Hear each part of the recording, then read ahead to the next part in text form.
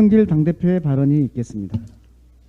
윤석열 감독, 검찰과 국민의힘 공동 주연의 고발 사주 국기문란 사건의 퍼즐이 하나둘 맞춰지고 있는 것 같습니다. 언론 보도에 따르면 지난해 3월 대검찰청이 윤석열 당시 총장의 장모 관련 의혹에 대응하기 위한 상세 문건을 작성했다고 합니다. 해당 문건은 고소 고발된 네 가지 사건에 대해 윤 후보 장모를 일방적으로 변호하는 변론 요지서로 보여집니다. 윤 후보 장모를 피해자, 투자자로 적시를 하고 한 것부터 변호인이 선임례를 내고 변론 요지서를 작성한 것으로 보여집니다.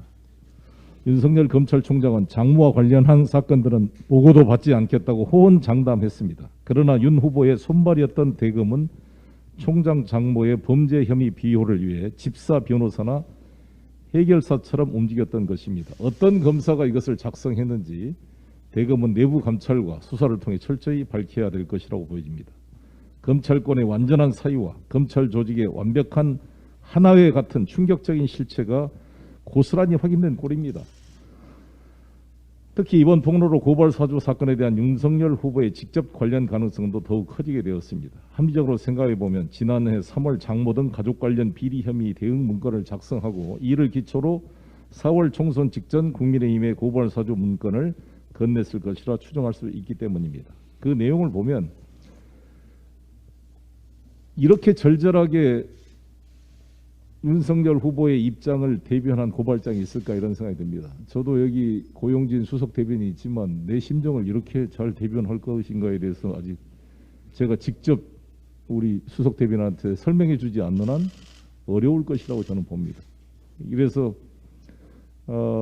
그런데 이러한 것을 제대로 수사가 돼서 이걸 밝혀져야 된다 이렇게 생각이 들고요. 공수처는 자신의 존재 근거를 확인할 수 있도록 철저한 수사를 부탁합니다.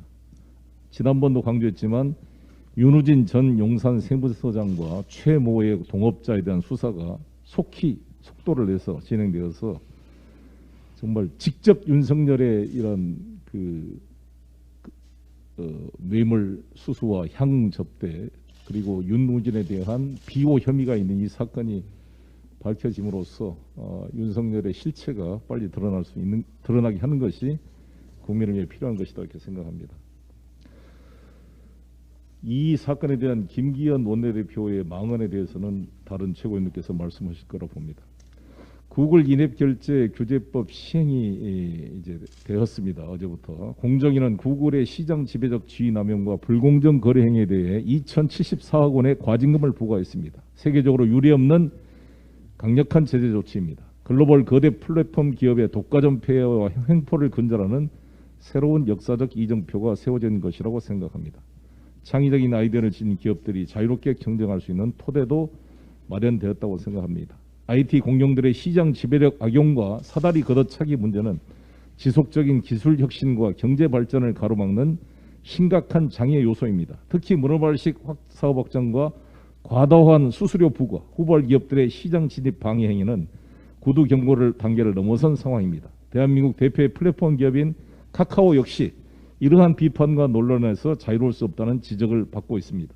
무분별한 사업 확장으로 몸집을 벌리고 골목 상권을 침범하고 있고 독과점과 금산분리 위반 혐의까지 제기되고 있습니다. 혁신의 가면을 쓴 독과점이 고착될 경우에 혁신의 sak이 잘려나가고 장기적인 성장 동력도 상실될 것이기 때문입니다.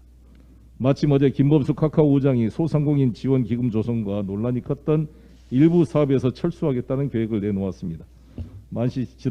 만시지탄이지만 다행스럽게 생각하고 이러한 구체적 조치가 더욱 지속돼서 국내 플랫폼 시장이 기울어진 운동장을 바로잡는 계기가 되기를 바라겠습니다.